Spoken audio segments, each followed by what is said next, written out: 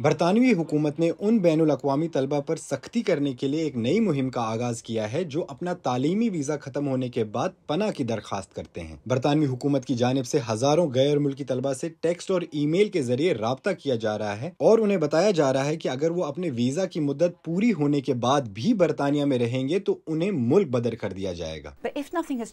اگر اسٹوڈنٹس کے ملک میں کچھ بھی تبدیل نہیں ہوا ہے تو انہیں کورس ختم ہونے پر پناہ کی درخواست نہیں کرنی چاہیے۔ ہم قوانین میں سختی کر یہ واضح کرنا چاہتے ہیں کہ اسائلم کا نظام ان لوگوں کے لیے نہیں ہے جو صرف اپنے ویزا کی مدت بڑھانا چاہتے ہیں۔